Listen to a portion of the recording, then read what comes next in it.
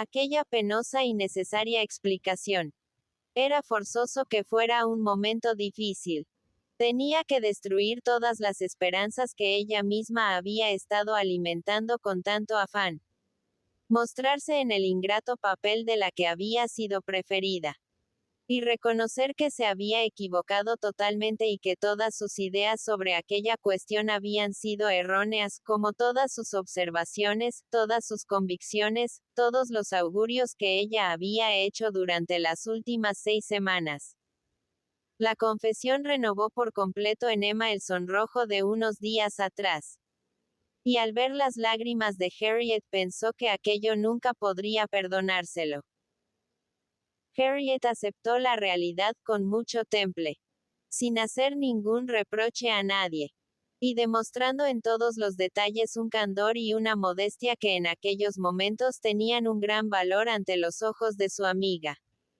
Emma estaba en una buena disposición de ánimo para apreciar hasta el máximo la sencillez y la modestia. Y todo lo que era afecto y comprensión, todo lo que debería resultar tan atractivo, le parecía estar de parte de Harriet, no de la suya. Harriet no se creía con derecho a quejarse de nada. Ganarse el afecto de un hombre como el señor Elton le parecía una distinción demasiado grande para ella. Nunca hubiera podido ser digna de él. Y nadie, excepto una amiga tan parcial y tan cariñosa como la señorita Woodhouse, hubiera pensado que tal cosa fuera posible. Derramó abundantes lágrimas. Pero su aflicción era tan auténtica, tan poco afectada, que ninguna otra actitud hubiera podido impresionar más a Emma. Y la escuchaba e intentaba consolarla recurriendo a todo su afecto y a toda su inteligencia. Aquella vez realmente convencida de que Harriet era muy superior a ella. Y que de parecerse más a su amiga conseguiría más bienestar y felicidad de lo que podrían proporcionarle todo su talento y toda su sensibilidad. Quizá ya era demasiado tarde para proponerse ser ingenua y candorosa. Pero Emma se separó de su amiga reafirmándose en su anterior propósito de ser humilde y discreta, y de refrenar su imaginación durante todo el resto de su vida. Ahora su segundo deber, inferior tan solo a las obligaciones que tenía para con su padre, era el de procurar el bienestar de Harriet y demostrarle su afecto por algún otro medio mejor que el de prepararle una boda.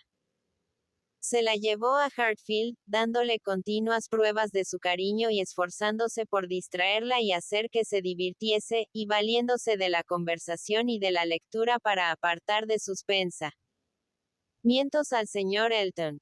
Ya sabía que era preciso que transcurriera tiempo para lograr lo que se proponía. Y Emma se daba cuenta de que no era la más indicada para opinar sobre esas cuestiones en general ni para compenetrarse demasiado con alguien que se sintiera atraída por el señor Elton en concreto.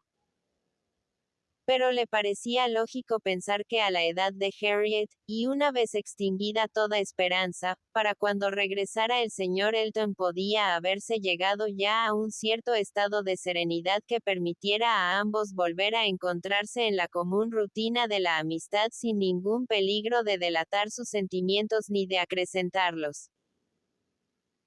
Harriet le consideraba barra baja como un hombre totalmente perfecto, y seguía sosteniendo que no podía existir nadie que pudiera comparársele ni física ni moralmente. Y la verdad es que demostraba estar mucho más enamorada de lo que Emma había previsto.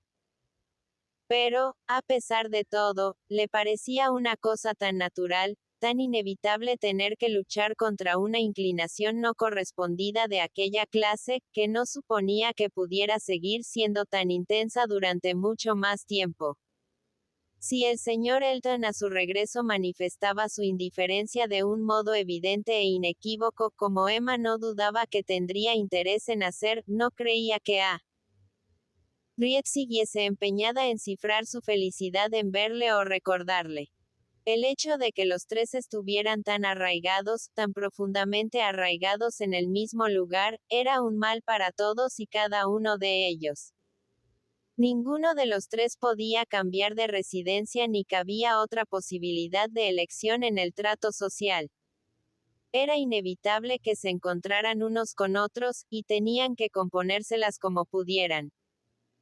Harriet además tenía poca suerte por el ambiente que había entre sus compañeras del pensionado de la señora Goddard, ya que el señor Elton era objeto de adoración por parte de todas las maestras y alumnas mayores de la escuela.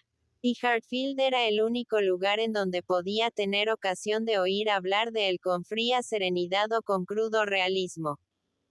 Donde se había producido la herida allí debía ser curada, si es que era posible.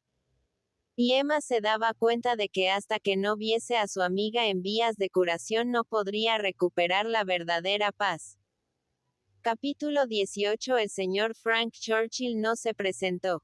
Cuando el tiempo señalado se fue acercando, los temores de la señora Weston se vieron justificados con la llegada de una carta de excusa. Por el momento, con gran pesar y contrariedad por su parte, le era imposible visitarles. Pero confiaba en que, más adelante, al cabo de no mucho tiempo, pudiera ir a Randalls. La señora Weston tuvo un gran disgusto. De hecho, un disgusto mucho mayor que el de su esposo, a pesar de que siempre joven. Pero los temperamentos muy vehementes, aun cuando siempre ponen demasiadas esperanzas en el futuro, no siempre al sentirse defraudados experimentan una depresión de ánimo proporcionada a sus ilusiones fallidas. Pronto se olvidan de su decepción, había tenido mucha menos confianza que él en llegar a ver y vuelven a alimentar nuevas esperanzas. El señor Weston permaneció desconcertado y apenado durante media hora. Pero luego empezó a pensar que si Frank les visitaba al cabo de 2 o 3 meses todo sería mejor. La estación del año sería mejor y el tiempo también. Y que, sin ninguna clase de dudas, entonces podría quedarse con ellos mucho más tiempo que si hubiese venido por enero. Tales pensamientos le devolvieron rápidamente el buen humor, mientras que la señora Weston, que tendía más a la desconfianza, solo preveía nuevas disculpas y nuevos aplazamientos. Y además de la preocupación que sentía por lo que su esposo iba a sufrir, sufría también mucho más por ella misma. En aquellos días Emma no estaba en disposición de preocuparse demasiado porque el señor Frank Churchill aplazara su visita, a no ser por la contrariedad que ello causaba en Randalls. Ahora no tenía ningún interés especial en conocerle. Prefería estar tranquila y alejarse de la tentación. Pero, a pesar de esto, como prefería mostrarse delante de todos como si nada hubiese ocurrido, no dejó de manifestar tanto interés por el hecho, y de intentar aliviar la decepción de los Weston, como debía corresponder a la amistad que les unía. Ella fue la primera en anunciarlo al señor Knightley. Y se lamentó todo lo que era de esperar. O tal vez, por estar fingiendo, algo más de lo que era de esperar, el proceder de los Churchill al retener al joven con ellos. Luego hizo una serie de comentarios en los que puso más interés del que en realidad sentía acerca de lo beneficioso que sería la incorporación de un joven como él a una sociedad tan limitada como la del condado de Surrey. La ilusión que produciría el ver una cara nueva. La fiesta que sería para todo Highbury su sola presencia. Y terminó haciendo nuevas reflexiones sobre los Churchill, lo cual le llevó a disentir abiertamente de la opinión del señor Knightley. Y con íntimo regocijo por su parte se dio cuenta de que estaba defendiendo todo lo contrario de su verdadera opinión, y utilizando contra sí misma los argumentos de la señora Weston. Es muy probable que los Churchill tengan parte de culpa, dijo el señor Knightley fríamente. Pero estoy casi seguro de que él hubiese podido venir si hubiera querido. No sé por qué supone usted eso. Una libra siente grandes deseos de venir. Son su tío y su tía los que no le dejan. Yo no puedo creer que si él se empeña no le sea posible venir. Es demasiado inverosímil creer una cosa así sin tener ninguna prueba. Qué extraño es usted. ¿Qué ha hecho el señor Frank Churchill para hacerle suponer que es un hijo desnaturalizado? Yo no supongo que sea un hijo desnaturalizado, ni muchísimo menos. Lo único que digo es que sospecho que le han enseñado a creerse que está por encima de sus parientes y a preocuparse muy poco de todo lo que no le represente un placer, por haber vivido con unas personas que siempre le han dado ejemplo de esto. Es mucho más natural de lo que fuera de desear que un joven criado entre personas que son orgullosas, amantes de la vida regalada y egoístas, sea también orgulloso, amante de la vida regalada y egoísta. Si Frank Churchill hubiese querido ver a su padre, se las hubiera ingeniado para venir entre septiembre y enero. Un hombre a su edad. ¿Qué edad tiene? 23 o 24 años. A esa edad no puede dejar de contar con recursos para hacer una cosa así. No es posible. Eso es fácil de decir, y usted que nunca ha dependido de nadie lo encuentra muy natural. Usted, señor Knightley, es quien menos puede opinar sobre las dificultades que surgen cuando dependemos de alguien. No sabe lo que es tener que habérselas con ciertos caracteres. Es inconcebible que un hombre de 23 o 24 años carezca de libertad moral o física para hacer una cosa así. Dinero no le falta. Y tiempo libre tampoco. Por el contrario, sabemos que dispone en abundancia de ambas cosas y que las despilfarra alegremente como uno de los mayores holgazanes del reino. Continuamente oímos decir de él que está en tal o cual balneario. Hace poco estaba en Weymouth. Eso demuestra que puede separarse de los Churchill cuando quiere. Sí, hay ocasiones en que puede. Y estas ocasiones son siempre que cree que vale la pena. Siempre que se siente atraído por alguna diversión. No podemos juzgar la conducta de nadie sin conocer íntimamente su situación. Nadie que no haya vivido en el seno de una familia puede decir cuáles son las dificultades con que puede encontrarse cualquiera de los miembros de esta familia. Tendríamos que conocer Enscombe, y además el carácter de la señora Churchill, antes de decidir acerca de lo que puede hacer su sobrino. Probablemente habrá ocasiones en las que podrá hacer muchas más cosas que en otras. Emma, hay algo que un hombre siempre puede hacer si quiere. Cumplir con su deber. No valiéndose de artimañas y de astucia, sino solo con energía y decisión. El deber de Frank Churchill es dar esta satisfacción a su padre. Él sabe que es así, como lo demuestran sus promesas y sus cartas. Y si tuviera verdaderos deseos, podría hacerlo. Un hombre de sentimientos rectos diría inmediatamente a la señora Churchill, de un modo sencillo y resuelto: en beneficio suyo me encontrarán siempre dispuesto a sacrificar un gusto o un placer. Pero tengo que ir a ver a mi padre inmediatamente. Sé que ahora iba a dolerle mucho una falta de consideración como esta. Por lo tanto, mañana mismo saldré para Randalls. Si le hubiera dicho esto en el tono decidido que corresponde a un hombre, no se hubieran opuesto a que se fuera. No, dijo Emma, riendo. Pero tal vez se hubieran opuesto a que volviese. No podemos hablar así de un joven que depende completamente de otros. Nadie excepto usted, señor Knightley, consideraría posible una cosa así. Pero no tiene usted idea de lo que es preciso hacer en situaciones en las que usted nunca se ha encontrado.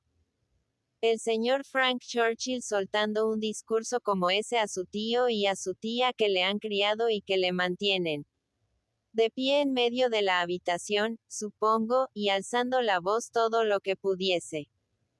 ¿Cómo puede imaginar que sea posible obrar así? Créame, Emma, a un hombre de corazón no le parecería demasiado difícil. Se daría cuenta de que estaba en su derecho. Y el hablarles de este modo, desde luego, como debe hablar un hombre de criterio, de una manera adecuada, le sería más beneficioso, le elevaría más en su consideración, reafirmaría mejor sus intereses ante las personas de quienes depende, que toda una serie de subterfugios oportunistas. Sentirían por él no solo afecto, sino también respeto. Se darían cuenta de que podían confiar en él, que el sobrino que cumplía su deber para con su padre, también lo cumpliría para con ellos. Porque ellos saben, como lo sabe él y como todo el mundo debe de saber, que tiene el deber de hacer esta visita a su padre. Y mientras se valen de los medios más bajos para irla aplazando, en el fondo no pueden tener la mejor opinión de él por someterse a sus caprichos. Un proceder recto inspira respeto a todo el mundo. Y si él obrara de este modo, de acuerdo con los buenos principios, con firmeza y con constancia, sus mezquinos espíritus se inclinarían ante su voluntad. Lo dudo. A usted le parece muy fácil hacer que se inclinen los espíritus mezquinos. Pero cuando se trata de gente rica y autoritaria, esa mezquindad se hincha de tal modo que se convierte en tan poco manejable como si no lo fuera. Me imagino que si usted, señor Knightley, tal como es ahora, pudiera de repente encontrarse en la situación del señor Frank Churchill, sería capaz de decir y hacer lo que le recomienda. Y es muy posible que consiguiera lo que se propone. Quizá los Churchill no supieran qué contestarle. Pero es que usted no tendría que romper con unos arraigados hábitos de obediencia y de supeditación. Para quien los tiene no puede ser tan fácil convertirse de pronto en una persona totalmente independiente y no hacer ningún caso de los derechos que ellos pueden reclamar para tener su gratitud y su afecto. Es posible que él se dé tanta cuenta como usted de cuál es su deber, pero que en las circunstancias concretas en que se halla no pueda obrar como usted lo haría. Entonces es que no se da tanta cuenta. Si no se ve con ánimos para poner los medios, es que no está tan convencido como yo de que debe hacer este esfuerzo. Oh, no, piense en la diferencia de situación y de costumbres. Quisiera que intentara usted comprender lo que puede llegar a sentir un joven de sensibilidad al oponerse abiertamente a las personas que durante su niñez y su adolescencia siempre ha considerado como sus superiores. No será un joven de sensibilidad, sino un joven débil, si esta es la primera ocasión en que tiene que llegar hasta el fin con una decisión con la que cumple con su deber contra la voluntad de otros.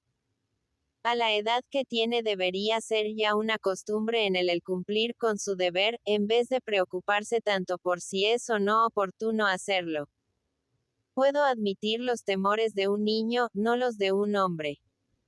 A medida que iba adquiriendo uso de razón, hubiera debido despabilarse y liberarse de todo lo que fuera indigno en la autoridad que tenían sobre él. Hubiera debido oponerse a la primera tentativa de sus tíos para que desairara a su padre.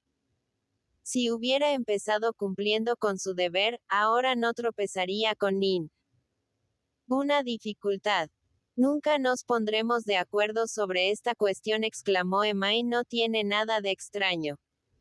Yo no tengo en absoluto la impresión de que sea un joven débil. Estoy segura de que no lo es. El señor Weston no podría estar tan ciego, aun tratándose de su propio hijo.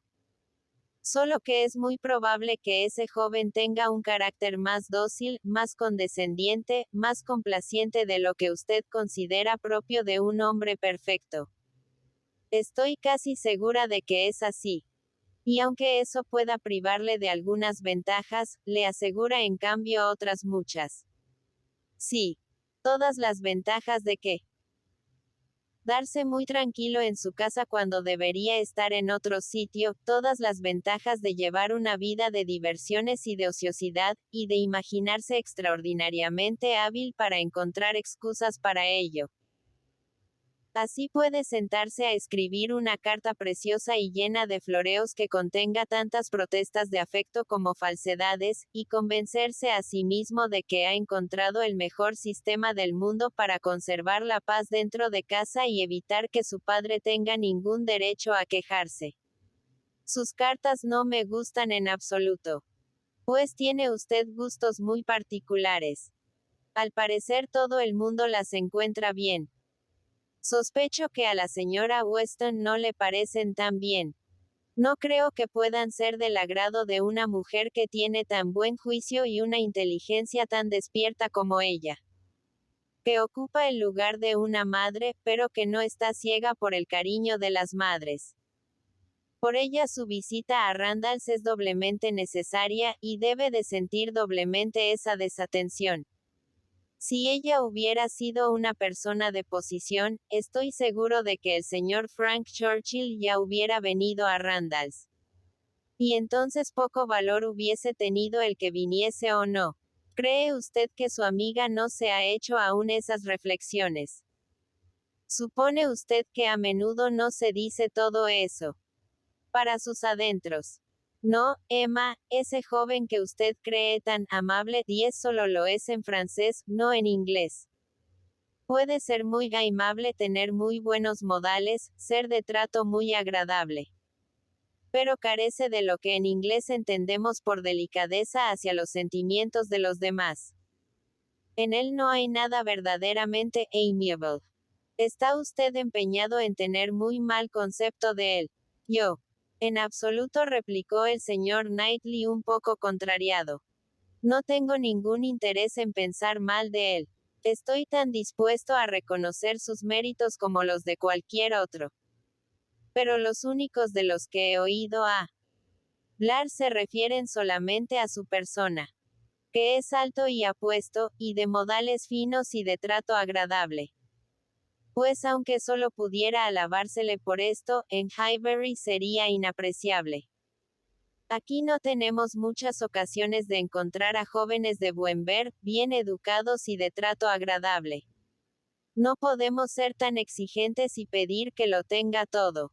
¿Se imagina usted, señor Knightley, la sensación que producirá su llegada?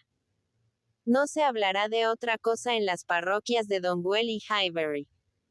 No se prestará atención a nadie más. No habrá otro objeto de curiosidad. Todo el mundo tendrá los ojos puestos en el señor Frank Churchill. No pensaremos en nada más ni hablaremos de ninguna otra persona. Ya me disculparán porque no me deslumbre tanto como ustedes. Sí, 10 juego de palabras intraducible. Amiable, en inglés, significa afectuoso, atento, cariñoso. Aimable, en francés, amable, cortés. Parece que puede cambiar, me alegraré de conocerle. Pero si solo es un mequetrefe presuntuoso y hablador, poco tiempo y pocas reflexiones voy a dedicarle. La idea que tengo de él es la de que sabe adaptar su conversación al gusto de cada persona, y que tiene el don y el deseo de resultar agradable a todo el mundo. A usted le hablará de cuestiones de agricultura. A mí de dibujo o de música. Y así hará con todos, ya que tiene conocimientos generales sobre todos los temas que le permiten seguir una conversación o iniciarla, según requieran las circunstancias, y tener siempre algo interesante que decir sobre todas las cosas. Esta es la idea que yo me hago de él. Pues la mía, dijo vivamente el señor Knightley, es que si resulta ser como usted dice, será el sujeto más insoportable que hay bajo la capa del cielo. Vaya, a los 23 años. Pretendiendo ser el primero de todos, el gran hombre, el que tiene más experiencia del mundo, que sabe adivinar el carácter de cada cual y aprovecha el tema de conversación que interesa a cada uno para exhibir su propia superioridad. Que prodiga adulaciones a diestra y siniestra para que todos los que le rodean parezcan necios comparados con él.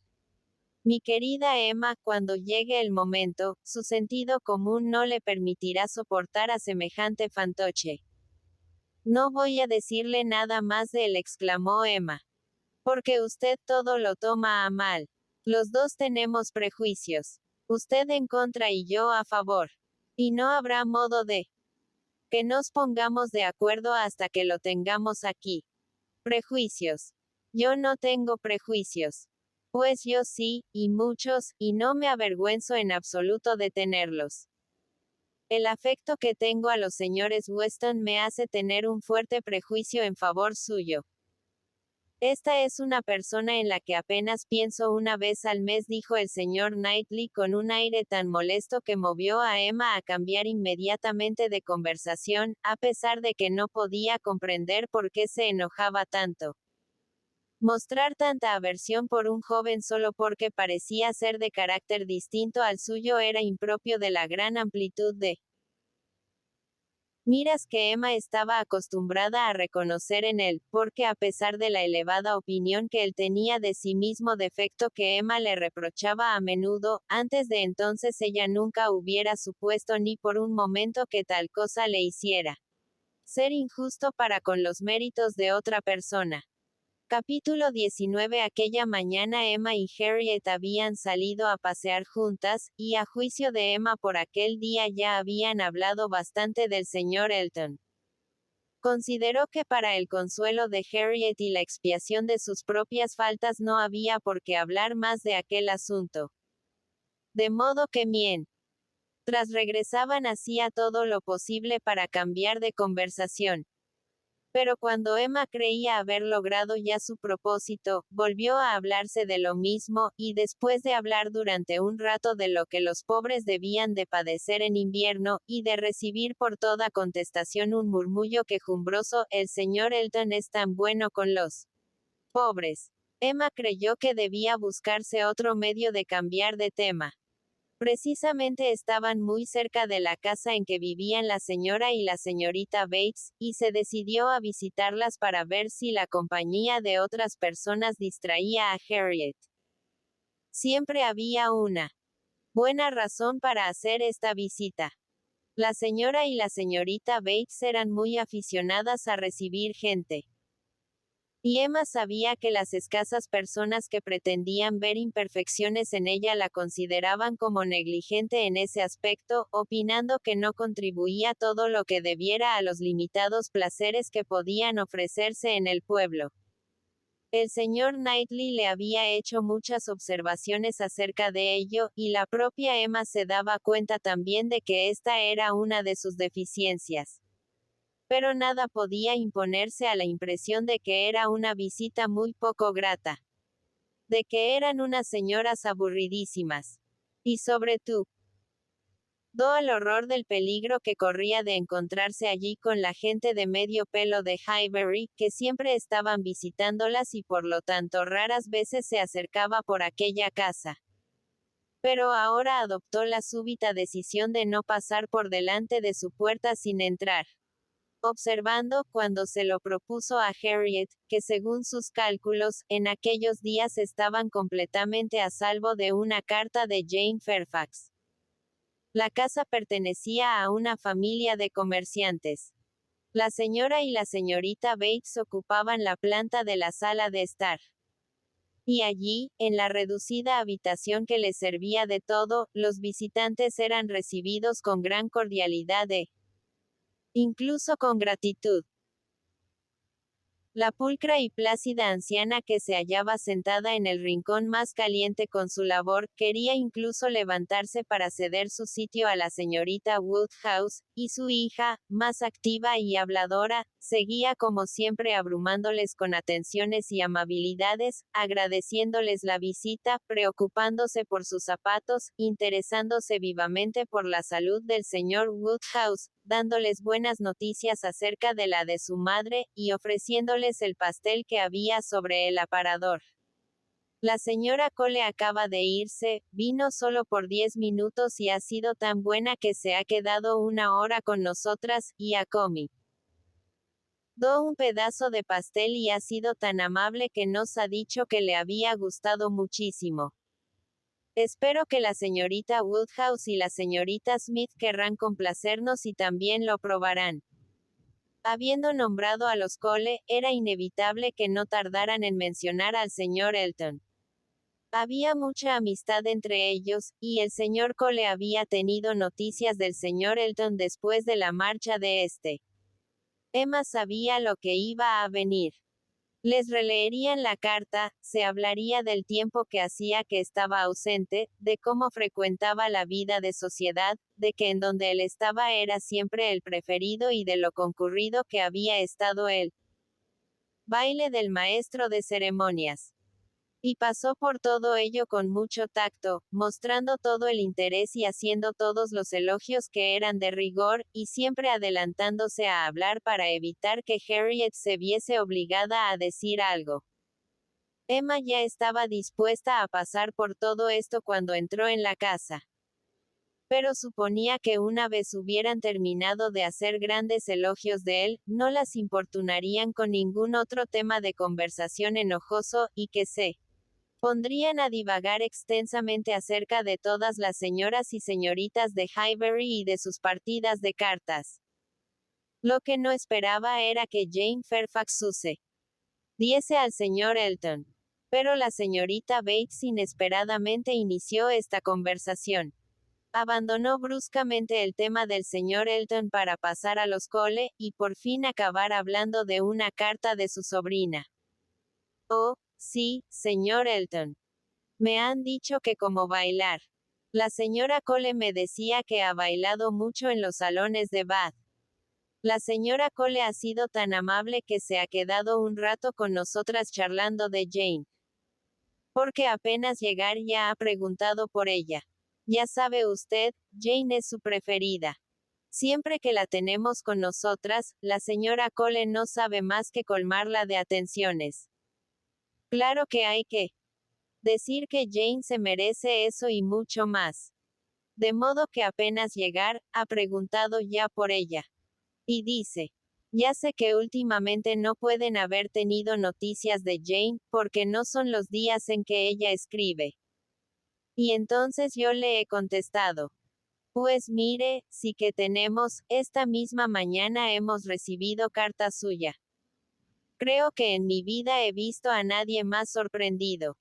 Pero lo dice usted de veras. Me ha dicho ella. Vaya, pues esto sí que no lo esperaba. Cuénteme lo que dice. Emma tuvo que demostrar su cortesía diciendo con una sonrisa de interés. Hace tan poco que han tenido noticias de la señorita Fairfax. No sabe cuánto me alegro. Supongo que estará bien. Muchas gracias. Es usted tan amable, replicó la tía, feliz y engañada, mientras se dedicaba afanosamente a buscar la carta. Oh, aquí está. Estaba segura de que no podía andar muy lejos. Pero ya ve, había puesto encima sin darme cuenta la cesta de la costura y había quedado completamente escondida, pero hacía tan poco que la había tenido en las manos que estaba casi segura de que tenía que estar sobre la mesa. La estaba leyendo a la señora Cole, y cuando ella se fue se la he vuelto a leer a mi madre. Le hace tanta ilusión una carta de Jane que se cansa de oírla leer. O sea que yo ya sabía que no podía andar muy lejos, y aquí está, solo que había quedado debajo del cesto de la costura. Y ya que es usted tan amable que desea oír lo que dice. Pero, antes que nada, para que no se forme usted una mala opinión de Jane, tengo que excusarla por haber escrito una carta tan corta. Solo 2 páginas, ya ve usted, apenas 2 páginas. Y generalmente llena toda la hoja y luego escribe cruzado por encima hasta la mitad. Mi madre siempre se extraña de que yo sepa descifrar tan bien su letra. Cuando abrimos una carta, ella suele decir, bueno, Hetty, a ver si sacas algo en claro de este tablero de damas. ¿Verdad, mamá? Y entonces yo le digo que si no tuviera a nadie que lo hiciese en su lugar, ella sola conseguiría descifrar toda la carta hasta la última sílaba. Y la verdad es que, aunque la vista de mi madre ya no es tan buena como lo era antes, con sus gafas todavía ve magníficamente bien, gracias a Dios. Y eso es una gran cosa. La verdad es que mi madre tiene una vista excelente. Jane, cuando está aquí, suele decir, abuelita, estoy segura de que para ver lo que usted ve ahora, tiene que haber tenido una vista prodigiosa. las labores tan delicadas que ha hecho usted. Yo solo deseo que cuando tenga su edad pueda ver como usted ahora. Como todo eso se dijo extraordinariamente aprisa, la señorita Bates se vio obligada a hacer una pausa para tomar aliento. Y Emma dijo una frase cortés acerca de las excelencias de la escritura de la señorita Fairfax. Es usted extremadamente amable, replicó la señorita Bates, muy agradecida. Y que lo diga quien puede juzgar tan bien como usted, que tiene una letra tan preciosa. Créame, señorita Woodhouse, que ningún elogio puede dejarnos tan satisfechas como el suyo. Mi madre no la ha oído. Es un poco sorda, ya sabe usted. Mamá, dirigiéndose a ella, ¿has oído lo que la señorita Woodhouse ha tenido la amabilidad de decir sobre la letra de Jane? Y Emma tuvo el placer de oír repetir 2 veces más sus insustanciales elogios antes de que la buena anciana pudiese entenderlo. Mientras, estudiaba la posibilidad de huir de la carta de Jane Fairfax sin parecer demasiado descortés, y ya casi estaba resuelta a escapar de allí inmediatamente dando cualquier excusa trivial, cuando la señorita Bates se volvió de nuevo hacia ella y reclamó su atención. La sordera de mi madre es algo que carece de importancia, vi usted, no es casi nada. Solo con levantar un poco la voz y repetir lo que sea 2 o 3 veces lo oye perfectamente. Pero lo que ocurre es que está acostumbrada a mi voz. Pero es muy notable que siempre oiga mejor a Jane que a mí. Jane habla de un modo tan claro. A pesar de todo, no va a encontrar a su abuelita más sorda de lo que estaba hace 2 años. Que ya es decir mucho a la edad de mi madre. Y han pasado ya 2 años enteros, sabe usted, desde la última vez que Jane nos visitó. Es la primera vez que pasa tanto tiempo sin que venga a vernos, y como le decía a la señora Cole, ahora sí que todo lo que hagamos para obsequiarla nos parecerá poco. ¿Esperan ustedes a la señorita Fairfax para dentro de poco? Oh, sí, para la semana próxima. De veras. No sabe cuánto me alegro. Muchas gracias. Es usted muy amable. Sí, la semana próxima. Todo el mundo se queda tan sorprendido al saberlo. Y todo el mundo demuestra tanto interés por ella. Estoy segura de que se alegrará tanto de volver a ver a sus amigos de Highbury como ellos de volver a verla. Sí, el viernes o el sábado. No puede precisar la fecha porque el coronel Campbell necesitará el coche uno de esos días. Son tan buenos que la acompañan hasta aquí mismo. Pero siempre lo hacen, ¿sabe usted? Oh, sí, el próximo viernes o sábado. Esto es lo que dice en la carta. Esta es la razón de que haya escrito fuera de tiempo, como decimos nosotras. Porque si todo hubiese sido normal, no hubiéramos tenido noticias suyas hasta el próximo martes o miércoles. Sí, eso era lo que yo me imaginaba. Temía que hoy tuviera pocas posibilidades de saber algo nuevo de la señorita Fairfax. Oh, es usted tan amable. No, no hubiéramos tenido carta suya de no ser por esta circunstancia especial de que va a venir dentro de tan poco. Mi madre está tan contenta, porque esta vez se quedará con nosotros por lo menos durante 3 meses. 3 meses, eso es lo que dice con toda seguridad, y lo que voy a tener el gusto de leerle a usted. Verá usted, lo que ocurre es que los Campbell se van a Irlanda. La señora Dixon ha convencido a sus padres para que vayan a verla ahora. Ellos no tenían intención de ir a Irlanda hasta el verano, pero su hija está tan impaciente por volverles a ver. Porque antes de casarse, el pasado octubre, nunca se había separado de ellos más de una semana, lo cual hace que le resulte muy penoso vivir si no en otro reino, como iba a decir, por lo menos si en un país diferente. De modo que le escribió una carta urgentísima a su madre. O a su padre, confieso que no sé a cuál de los dos, pero ahora lo veremos por la carta de Jane. Le escribió pues en nombre del señor Dixon y en el suyo propio rogándoles que fueran a verles lo antes posible y diciéndoles que les irían a buscar a Dublín y que desde allí les llevarían a su casa de campo, Ballycraig, un lugar precioso, me imagino yo. Jane ha oído hablar mucho de lo bonito que es. El señor Dixon es quien se lo ha dicho. No sé si alguien más le ha hecho elogios del lugar. Pero es muy natural, sabe usted, que a él le gustara hablar de su casa cuando cortejaba a su prometi. Y como Jane salía muy a menudo a pasear con ellos. Porque el coronel y la señora Campbell eran muy rigurosos en que su hija no saliera a pasear a menudo sola con el señor Dixon, y yo no le censuro en absoluto por pensar así. Y claro, ella oía todo lo que él le contaba a la señorita Campbell sobre su casa de Irlanda. Y me parece que Jane nos escribió diciéndonos que les había enseñado unos dibujos del lugar, unas vistas que él mismo había dibujado. Creo que es un joven tan atento, lo que se dice encantador. Después de oírle hablar de su país, Jane tenía muchas ganas de ir a Irlanda.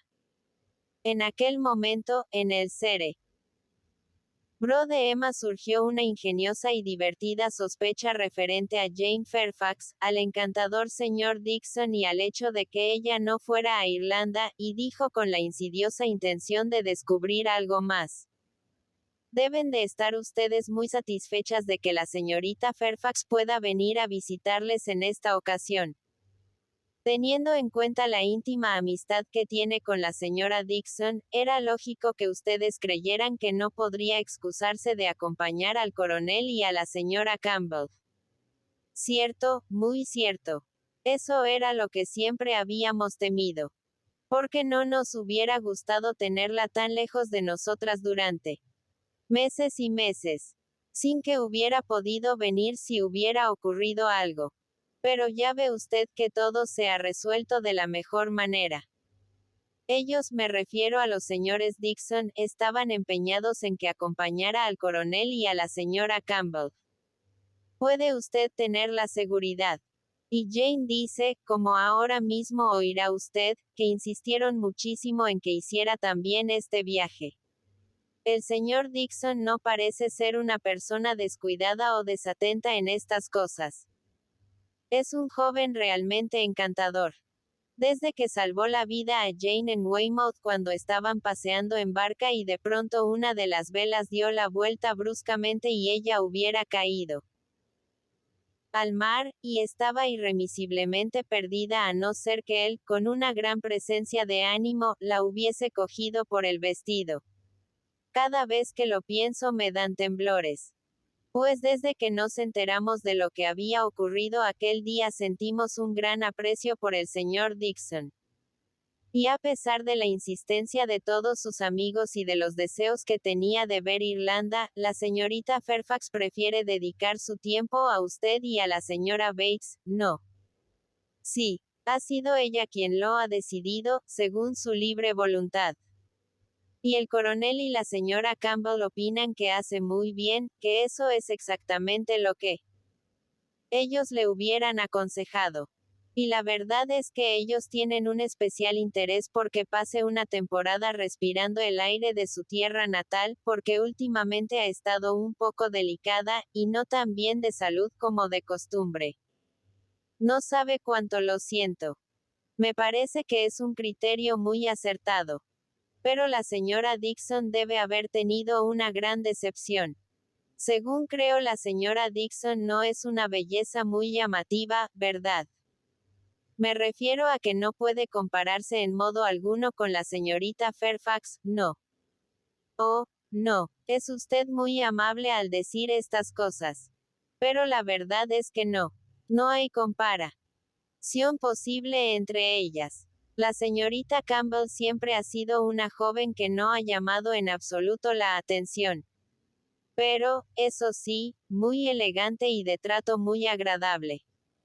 Sí, eso por supuesto. Jane pilló un resfriado bastante fuerte, la pobrecilla, el día 7 de noviembre ya se lo leeré a usted, y todavía no se ha repuesto. ¿Verdad que es demasiado tiempo para que siga aún resfriada? Hasta ahora no nos había dicho nada porque no quería alarmarnos. Siempre la misma. Tan considerada. Pero por lo visto tarda tanto en restablecerse que unos amigos que la quieren tanto como los Campbell opinan que lo mejor que puede hacer es venir aquí a respirar este aire que siempre le sienta tan bien. Y no tienen la menor duda de que pasando 3 o 4 meses en Highbury se repondrá por completo. Y no encontrándose bien del todo, desde luego es mucho mejor que venga aquí que vaya a Irlanda. Nadie va a cuidarla mejor que nosotras. Sí, me parece que es la mejor decisión que hubieran podido tomar. De modo que ella vendrá el próximo viernes o el sábado, y los Campbell saldrán de la ciudad camino de Holyhead el lunes siguiente. Como ya verá usted por la carta de Jane. Todo ha sido tan precipitado. Ya puede supo. Querida señorita Woodhouse, lo preocupada que me tiene todo eso. Si no fuera por las consecuencias de su enfermedad. Pero me temo que vamos a verla muy desmejorada y con muy mal aspecto. A propósito, tengo que contarle algo que me ha ocurrido esta mañana y que he sentido tanto.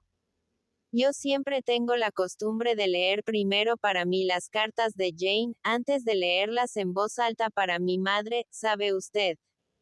Por miedo a que digan algo que pueda preocupar a mamá. Jane prefiere que lo haga así, y yo así lo hago siempre. Y hoy empiezo a leer la carta con las precauciones de costumbre. Pero apenas leo que no se encuentra bien, me he asustado tanto que no he podido contenerme y he exclamado, Dios mío. La pobre Jane está enferma. Y mi madre, que estaba prestando atención, lo ha oído claramente y se ha alarmado mucho. Sin embargo, cuando he seguido leyendo ya he visto que no era una cosa tan grave como me había imaginado al principio. Y ahora al intentar tranquilizar a mi madre, le he quitado tanta importancia que no me ha creído mucho. Pero no sé cómo ha podido cogerme tan desprevenida. Si Jane no mejora pronto llamaremos al señor Perry. No podemos reparar en gastos.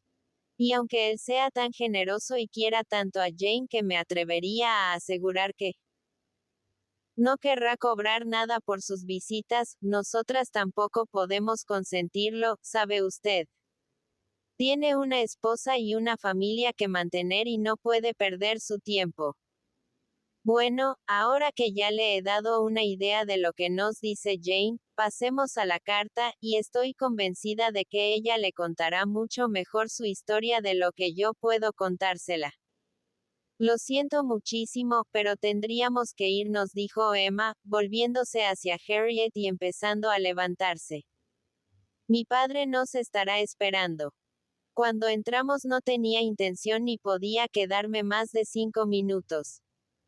Solo que hemos decidido visitarles para no pasar por delante de la casa sin preguntar por la señora Bates. Pero ha sido una conversación tan agradable que el tiempo me ha pasado volando. Pero ahora tenemos que despedirnos de usted y de la señora Bates. Y todo lo que intentaron para retenerlas más tiempo fue en vano. Emma salió a la calle. Satisfecha, porque a pesar de que se había visto obligada a oír muchas cosas que no le interesaban en absoluto, a pesar de que había tenido que enterarse de todo lo que en sustancia decía la carta de Jane Fairfax, había logrado evitar que le leyeran la dichosa carta. Capítulo 20. Jane Fairfax era huérfana, el único fruto del matrimonio de la hija menor de la señora Bates. La boda del teniente Fairfax, del regimiento de infantería, y la señorita Jane Bates, había tenido su época de esplendor y de ilusiones, de esperanzas y de atractivos. Pero ahora nada quedaba de él, excepto el melancólico recuerdo de la muerte del marido en acción de guerra en el extranjero. de su viuda, consumida por la tisis y la tristeza pocos años más tarde. Y aquella hija. Por su nacimiento Jane pertenecía a Highbury. Y cuando a los 3 años, al perder a su madre se convirtió en la propiedad, la carga, el consuelo y la niña mimada de su abuela y de su tía, todo parecía indicar que iba a vivir allí el resto de su vida.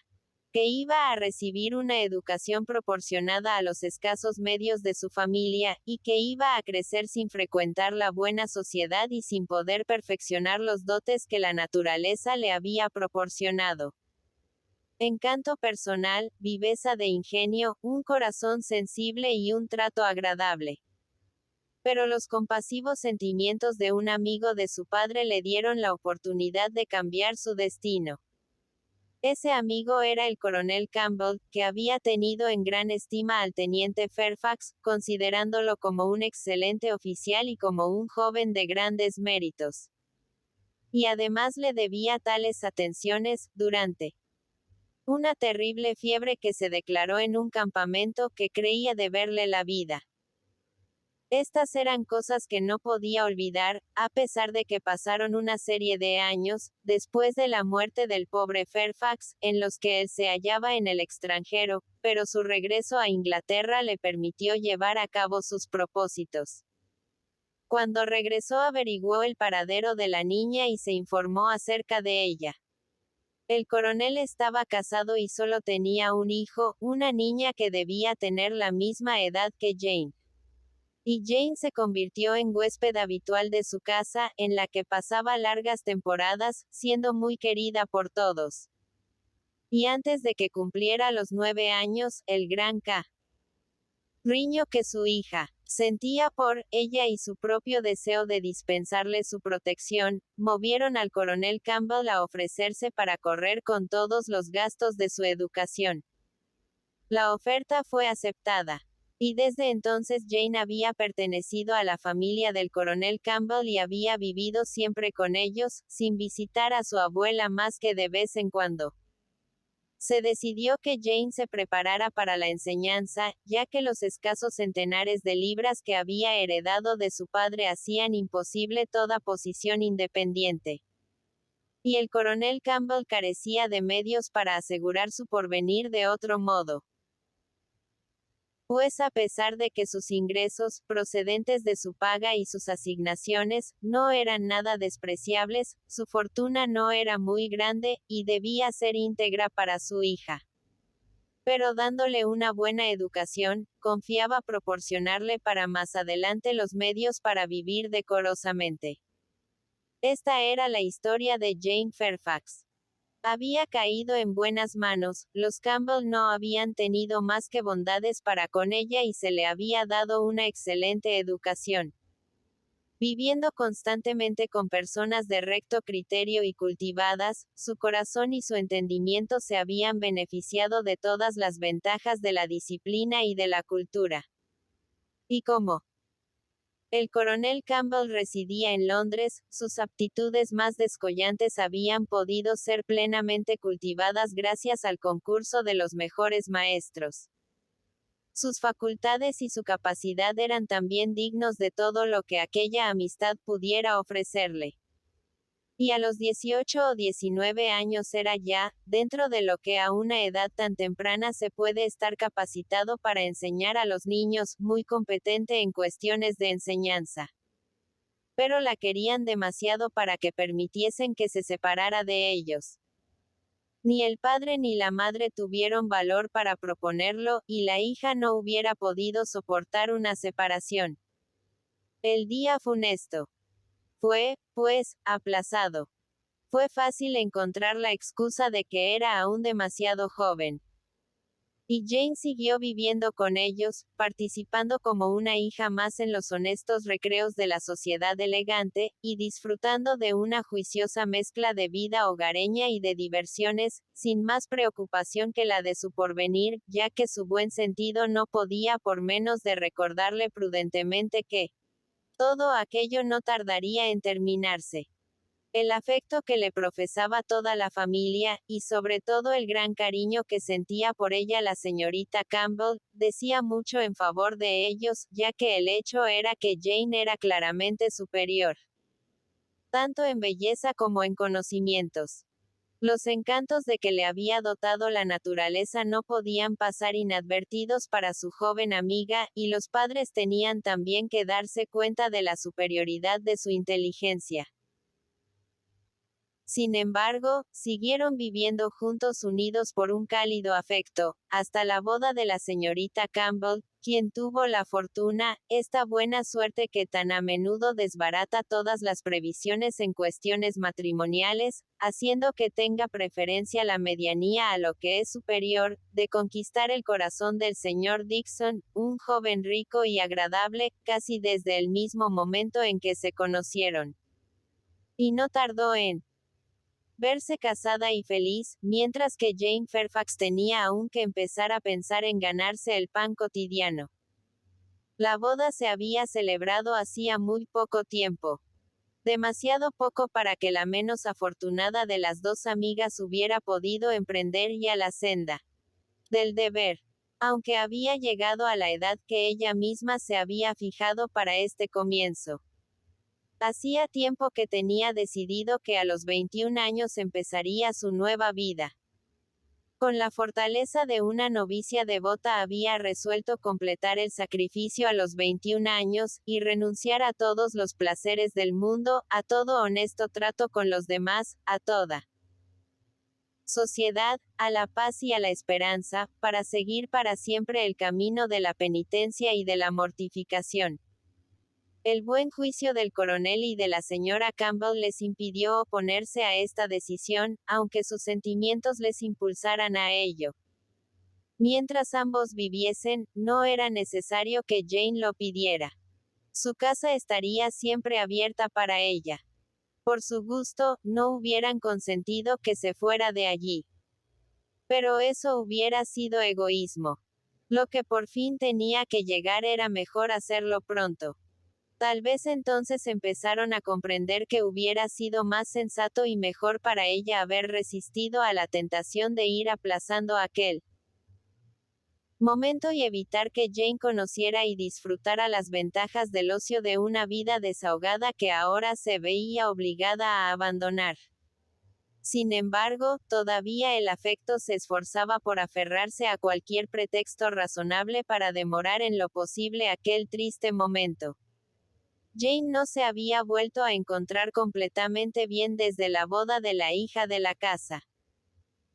Y hasta que no se hubiera recuperado del todo creyeron necesario prohibirle que emprendiera ningún trabajo, cosa que no solo era incompatible con una salud delicada y un ánimo decaído, sino que, aun en las circunstancias más favorables, parecía exigir algo más que la perfección humana de cuerpo y de espíritu, para poder llevarlo a cabo de un modo desahogado. Respecto a lo de no acompañarles a Irlanda, en el relato que hizo a su tía no decía más que la verdad, aunque tal vez hubiera algunas verdades que se callaba. Fue ella quien decidió consagrar a los de Highbury el tiempo que durara la ausencia de los Campbell. Quizá para pasar los últimos meses de libertad total rodeada de afectuosos parientes que tanto la querían. Y los Campbell, por el motivo o motivos que fuesen, tanto si era uno como dos o tres, se apresuraron a aprobar ese proyecto y dijeron que tenían más confianza en unos pocos meses que pasara en su tierra natal para recobrar la salud, que en cualquier otro remedio. Era, pues, seguro que volvería a Highbury. Y que allí, en vez de dar la bienvenida a una novedad absoluta que hacía tanto tiempo que se les prometía, el señor Frank Churchill, deberían conformarse por ahora con Jane Fairfax, que solo era una novedad por sus 2 años de ausencia. Emma no estaba contenta. Tener que ser amable durante 3 largos meses con una persona que le desagradaba. Tener que estar siempre haciendo más de lo que deseaba y menos de lo que debía. Sería difícil explicar por qué Jane Fairfax no era persona de su gusto. En cierta ocasión el señor Knightley le había dicho que era porque veía en ella a la joven perfecta, como Emma hubiese querido que se la considerara. Y aunque entonces la acusación había sido vivamente refutada, habían momentos de reflexión en que su conciencia no se sentía totalmente limpia de aquello. Pero nunca había podido trabar amistad con ella.